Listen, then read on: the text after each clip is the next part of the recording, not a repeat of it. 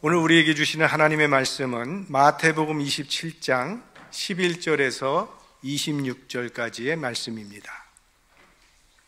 한 절씩 교독하겠습니다. 예수께서 총독 앞에 섰음에 총독이 물어 가로되 네가 유대인의 왕이냐? 예수께서 대답하시되 네 말이 옳도다 하시고 대제사장들과 장로들에게 고소를 당하되 아무 대답도 아니하시는지라. 이에 빌라도가 이르되 저희가 너를 쳐서 얼마나 많은 것으로 증거하는지 듣지 못하느냐 하되 한마디도 대답지 아니하시니 총독이 심히 기이히 여기더라. 명절을 당하면 총독이 무리의 소원대로 죄수 하나를 놓아주는 전례가 있더니 그때에 바라바라 하는 유명한 죄수가 있는데 저희가 모였을 때에 빌라도가 물어 가로되 너희는 내가 누구를 너희에게 놓아주기를 원하느냐? 바라바냐? 그리스도라 하는 예수냐 하니 이는 저가 그들의 시기로 예수를 넘겨준 줄 알미라. 총독이 재판자리에 앉았을 때에 그 아내가 사람을 보내어 가로되 저 옳은 사람에게 아무 상관도 하지 마옵소서. 오늘 꿈에 내가 그 사람을 인하여 애를 많이 썼나이다 하더라. 대제사장들과 장로들이 무리를 권하여 바라바를 달라 하게 하고 예수를 멸하자 하게 하였더니 총독이 대답하여 가로되 둘 중에 누구를 너희에게 놓아주기를 원하노냐? 가로되 바라바로소이다. 빌라도가 가로되 그러면 그리스도라 하는 예수를 내가 어떻게 하랴? 저희가 다 가로되 십자가에 못 박혀야 하겠나이다. 빌라도가 가로되 어찌 미뇨 무슨 악한 일을 하였느냐? 저희가 더욱 소리질러 가로되 십자가에 못 박혀야 하겠나이다 하는지라. 빌라도가 아무 효험도 없이 도리어 밀란이 나려는 것을 보고 물을 가져다가 무리 앞에서 손을 씻으며 가로되 이 사람의 피에 대하여 나는 무죄하니 너희가 당하라. 백성이 다 대답하여 가로되 그 피를 우리와 우리 자손에게 돌릴지어다 하거늘 이에 바라바는 저희에게 놓아주고 예수는 채찍질하고 십자가에 못 박히게 넘겨주니라. 아멘. 지금 예수님께서는 빌라도 총독의 법정에 서 계십니다. 이 사형 집행권은 오로지 빌라도 총독의 고유 권한이기 때문에 예수를 죽이기 위해서 지금 빌라도 총독의 법정으로 끌고 온 것입니다. 그리고 빌라도가 예수님께 묻습니다. 네가 유대인의 왕이냐? 자, 이것을 보면 대제사장과 장로들이 이 죄목을 정치화해서 빌라도 총독에게 고소했음을 알 수가 있습니다.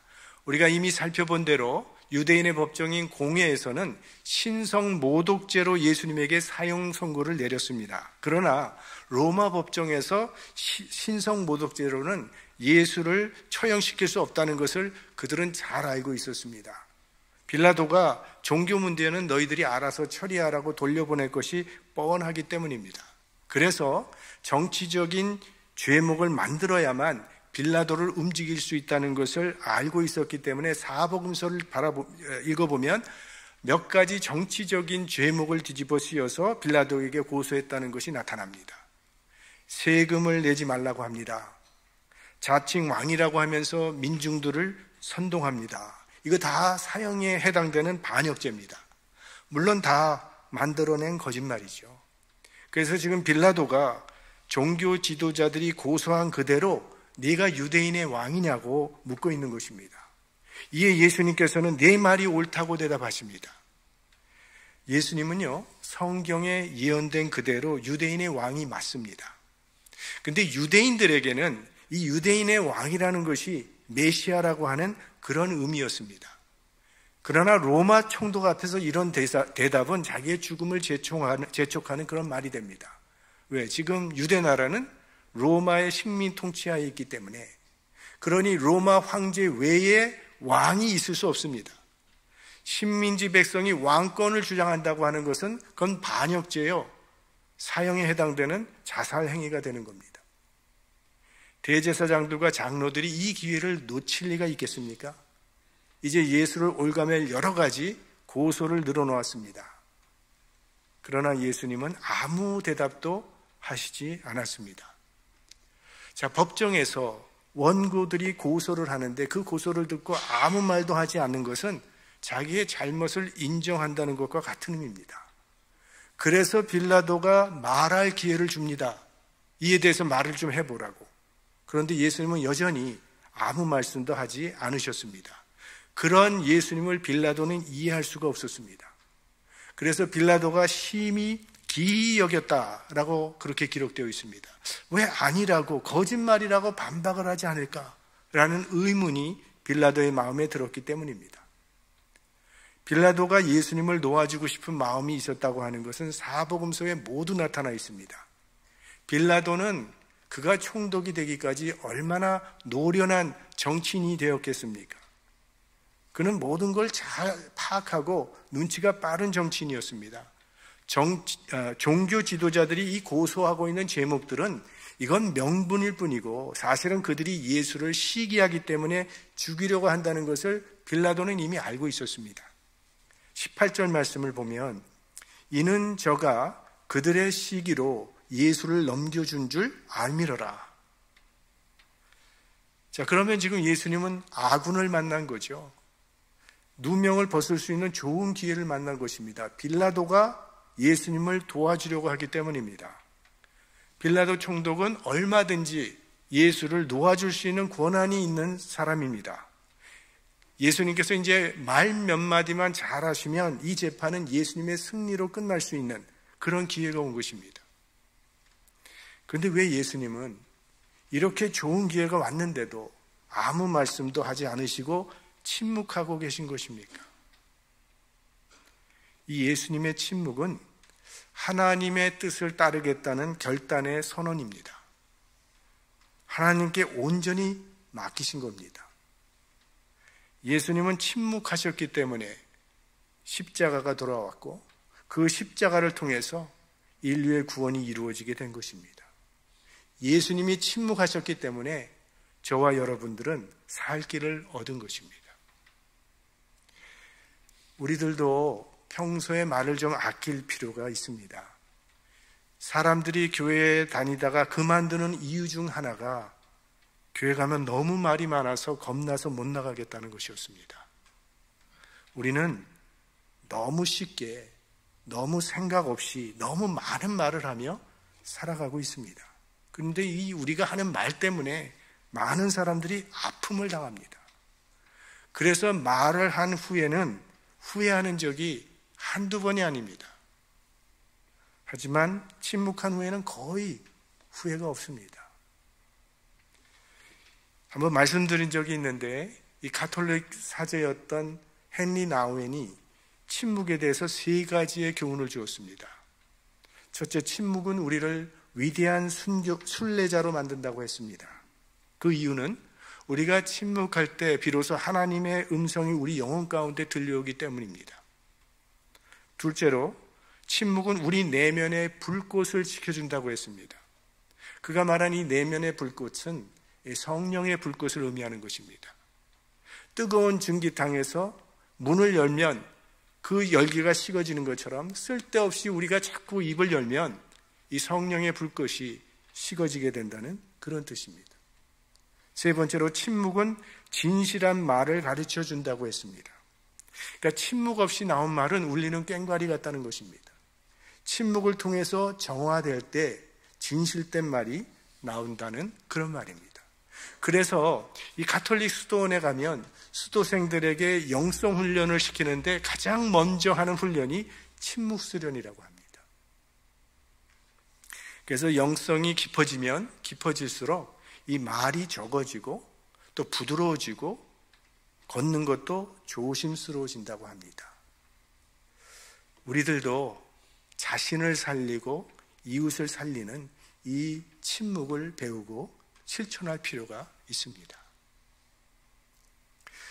빌라도는 예수님에게 아무 죄가 없음을 알고 있었습니다. 게다가 그의 아내도 빌라도에게 충고를 해줍니다.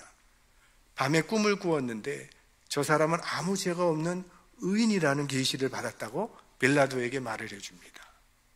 그래서 빌라도는 자기 자신도 그렇게 생각하고 있는데 자기 아내까지도 그런 충고를 해주니까 이제 예수를 석방시켜 보려고 노력하는 이야기가 본문에 나옵니다. 총독에게는 특별 사면 권한이라는 것이 있습니다. 그럼 요즘도 대통령들이 국경일, 8.15 같은 국경일이나 크리스마스 때 같이 좋은 일이 있을 때는 특별 사면을 하지 않습니까? 그래서 빌라도도 그 권한을 행사하려고 두 죄수를 세웁니다. 바라바와 예수. 빌라도는 예수를 석방시키기 위해서 구하는 비교도 되지 않는 아주 나쁜 질의 죄수 바라바를 세운 겁니다. 바라바를 세우면 분명히 예수를 택할 거라고 계산한 겁니다. 그런데 전혀 예상치 못했던 결과가 나오는데 군중들이 바라바를 놓아달라고 하는 겁니다. 그래서 결국 바라바는 놓아주고 예수는 십자가에 못 박히게 됩니다. 그리고 빌라도는 할 수 없이 대야에 물을 받아다가 자기 손을 씻습니다. 이거는 자신은 이 사람의 피와는 아무 관계가 없다라고 하는 의식행위입니다. 하지만 그렇게 한다고 무죄한 사람의 피를 흘린 죄가 없어지는 것은 아니죠. 빌라도는 예수가 무죄임을 알았습니다. 그러면 총독의 권한으로 석방시켰어야 합니다. 뭐 복잡하게 바라바를 세우고 말고 할 필요도 없는 일입니다. 빌라도가 왜 죄가 없다는 것을 알면서도 죄 없다고 석방시키지 못했는지 그 이유가 오늘 본문에 두 가지 정도로 나타나 있습니다. 먼저는 여론이 두려웠기 때문입니다. 23절 말씀을 보면 저희가 더욱 소리질러 가로되 십자가에 못 박혀야 하겠나이다 하느니라. 빌라도는 예수가 무죄라는 것을 분명히 알았지만 군중들의 소리를 견딜 수가 없었던 겁니다. 여론이 두려웠던 것이죠. 여론을 두려워하는 사람은 진리 편에 서기가 힘이 듭니다. 여론에 밀려서 진리를 버리고 자기 신변의 안전을 택하는 지도자 때문에 사회가 어려워지는 것이고 나라가 어려워지는 것이고 역사가 삐뚤어지는 것이죠. 지도자는 지지도가 떨어지더라도 옳은 일을 선택할 수 있는 용기가 있어야 합니다. 그러나 빌라도에게는 그런 용기가 없었기 때문에 잘못된 선택을 하게 된 것입니다. 지금 예수를 십자가에 못 박으라고 소리치고 있는 이 무리들 가운데는요, 예수님의 오병이어의 기적을 목격한 사람도 있었을 것입니다. 예수님의 말씀도 수없이 들었고 예수님의 기적도 많이 목격했던 사람들입니다. 그 사람들은 예수님이 그들의 왕이 되기를 바랬던 사람들인데 그러던 무리들이 돌변해서 지금은 예수를 죽이라고 소리치고 있는 것입니다. 이것이 민중의 실상입니다. 우리 자녀들이 티네이저 시절에 가장 힘들어하는 것 중에 하나가 피어 프레셔입니다. 친구들을 모방하지 않으면 친구들 세계에서 존재하기가 어려워지는 거죠. 그래서 친구들을 따라하게 됩니다. 다행히 주변에 좋은 친구가 있다면 모르지만 그렇지 않을 때는 바람직하지 못한 그러한 일도 하게 되고 그런 잘못에 빠지게 되는 것이 우리 티네이저 자녀들의 어려움 중에 하나죠. 그런데 우리들도 이 삶을 성경에서 배우는 것이 아니라 세상 사람들에게 배우고 세상을 그대로 카피하면서 세상의 흐름 속에 우리의 인생을 맡기고 살아가고 있지는 않은가, 우리 자신을 돌아보며 살펴보아야 합니다. 군중 심리에 의한 삶, 그것이 빌라도의 삶이었고 그것이 빌라도의 선택이었습니다. 우리는 우리의 선택이 이 빌라도의 선택과 별로 다르지 않다는 사실을 부끄러워할 필요가 있습니다. 또 한 가지의 이유를 발견할 수 있는데 이 총독 자리에 대한 불안감 때문입니다. 오늘 본문에 보면 빌라도가 밀란이 나려는 것을 보고 예수를 십자가에 넘겨주었다고 그렇게 기록하고 있습니다. 밀란이 일어나게 되면 로마로부터 문책을 당하게 될 것이고 그렇게 되면 빌라도는 옷을 벗어야 합니다. 빌라도는 옷을 벗고 자유인으로 살 것이냐 아니면 옷 그대로 입고 죄인으로 살 것이냐, 이 둘 중에 하나를 선택해야 했습니다. 이 빌라도라고 하는 인물은 그렇게 존경받을 만한 인물은 아니었습니다. 양심과는 거리가 아주 먼 그런 사람이었어요. 그런데 하나님의 아들 예수 그리스도와 대면하면서 양심의 눈을 뜨기 시작했습니다.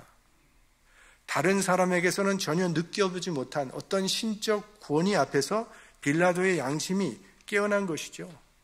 그래서 심각하게 갈등하며 고민했던 것입니다. 사실 우리 인간은 진리 앞에 서면 양심이 깨어나게 됩니다. 양심의 눈이 뜨게 됩니다. 하지만 문제는요, 인간은 그 양심대로 살 수 없는 연약한 존재라는 것입니다. 빌라도는 분명히 예수님을 석방시켜야 한다는 사실을 알고 있었습니다. 그러나 그는 양심을 따를 수 없는 상황에 있었습니다. 왜냐하면 그는 총독으로서 정당치 못한 일들을 많이 행했기 때문에 이번 일 때문에 밀란이 일어나게 되면 호송당할 것이 뻔했기 때문입니다.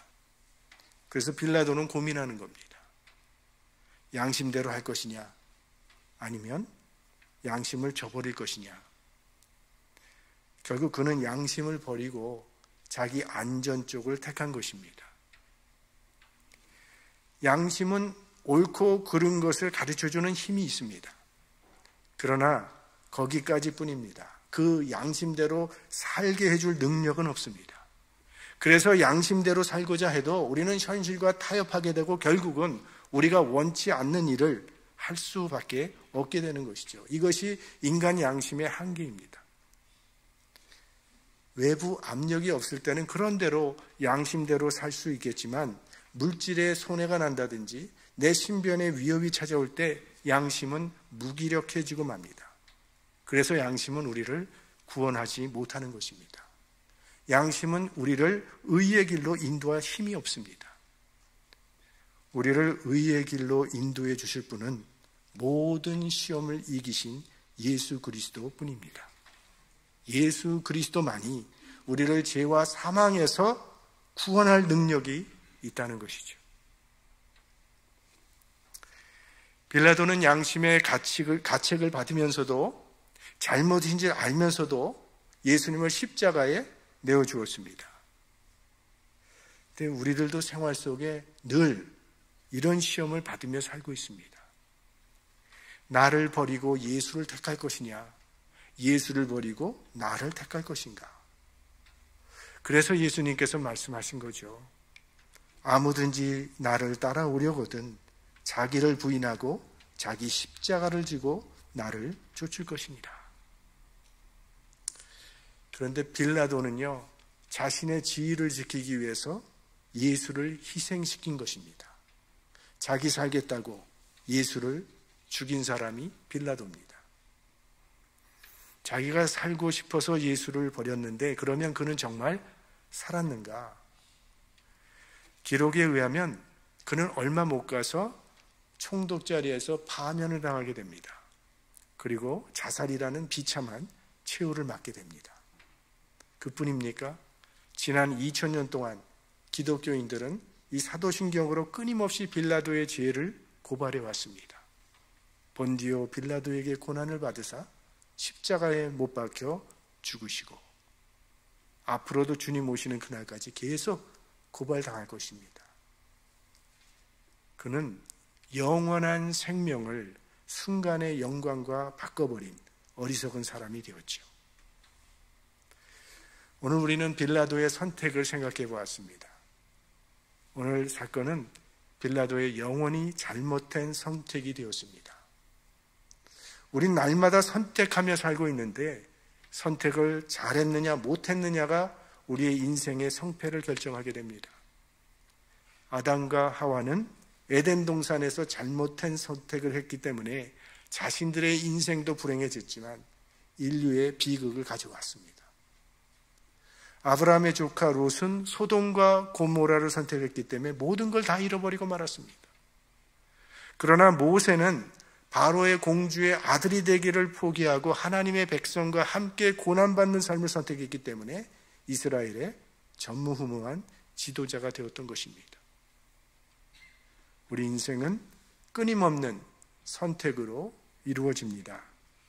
오늘도 우리는 어떤 음식을 먹을 것인가, 어떤 옷을 입고 올 것인가, 또 공부하는 학생들은 어떤 전공을 택할 것인가?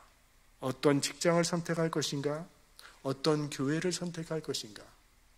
오늘 저녁에 우리는 심야 기도에 나올 것인가 말 것인가? 무엇보다도 우리는 매 순간 예수냐 아니면 자신이냐를 선택해야 합니다. 어떤 쪽을 선택하느냐, 그것에 따라서 우리의 인생이 결정되는 것입니다. 늘 우리 성령의 인도하심을 따라 주님을 선택하는 용기 있는 믿음의 사람들이 되시기를 주의 이름으로 축원합니다.